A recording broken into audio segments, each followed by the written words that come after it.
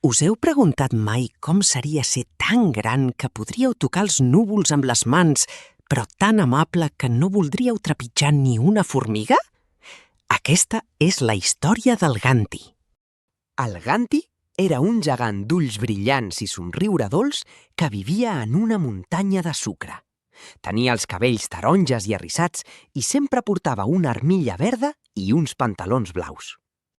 Cada matí, el Ganti es despertava i feia un badall tan gran que els ocells del bosc pensaven que venia una tempesta de vent.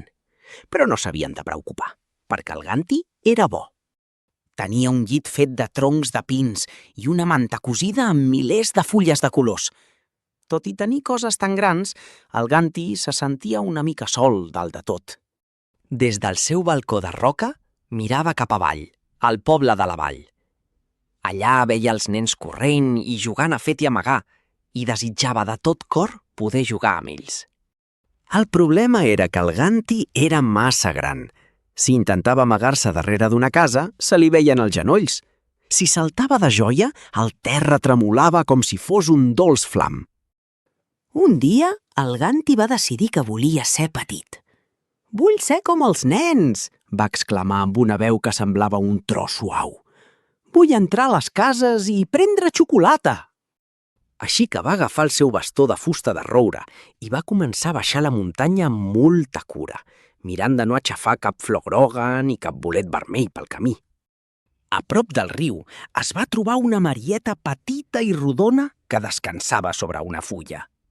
«Escolta, petita amiga, com ho fas per ser tan menuda i cabra a tot arreu?», va preguntar. La marieta, sense gens de por, li va respondre. «Gegant Ganti, jo menjo molles de pa molt petites». El Ganti va provar de menjar una molla, però continuava sent tan gran com abans. Va seguir caminant i va trobar un estany d'aigües cristal·lines que brillava sota el sol. «Potser si bec d'aquesta aigua màgica em tornaré petit com un esquirol», va pensar el gegant amb esperança. Es va posar de genolls i va beure una miqueta d'aigua amb les mans. L'aigua era fresca i dolça, com un caramel de llimona, però el seu cos no es va fer ni un pèl més petit. L'únic que va passar és que els seus cabells taronges es van tornar encara més suaus i flonjos, com si fossin núvols de cotó fluix. El Ganti va riure, però seguia sent un gegant. Finalment va arribar a l'entrada del poble de colors. Les cases tenien teulades vermelles i les finestres eren plenes de flors. El Ganti es va quedar quiet, per no espantar ningú amb la seva mida. La gent del poble va sortir al carrer.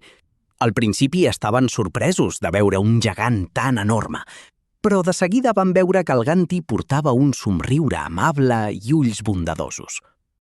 De sobte, una nena petita va cridar: «Oh no, el meu gatet s'ha quedat atrapat dalt de tot de l'arbre més alt del bosc!» Tothom mirava cap amunt, però ningú podia arribar-hi. L'arbre era un pi centenari, tan alt que gairebé tocava el cel. El pobre gatet, de color blanc i negre, estava mort de por a la branca més prima de totes les branques. El Ganti es va acostar a poc i, amb el seu dit índex, baixar la branca amb molta cura. Era tan fàcil per ell com agafar una petita cirera d'un plat. El gatet va saltar a la mà del gegant i el Ganti el va baixar fins a terra, on la nena l'esperava amb els braços oberts. «Gràcies, senyor gegant», va dir ella. Tots els vilatans van començar a aplaudir.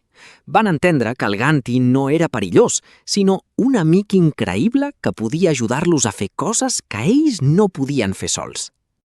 Aleshores, els nens van començar a enfilar-se per les seves cames com si fossin tobogans divertits.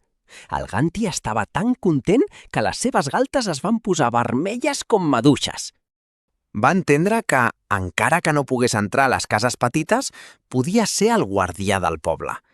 El seu cor era tan gran com el seu cos, i això era important. Els vilatans, per agrair-li la seva ajuda, li van construir una cadira gegant al mig de la plaça, feta amb troncs i coixins tous, perquè es pogués asseure a explicar contes. Ara el Ganti ja no volia ser petit. Li encantava ser un gegant que podia veure les estrelles de prop i que podia abraçar tot el poble amb els seus llargs braços. I així és com el gegant Ganti va descobrir que cadascú és especial tal com és. Només cal trobar la manera d'utilitzar els nostres dons per fer feliços als altres i a nosaltres mateixos.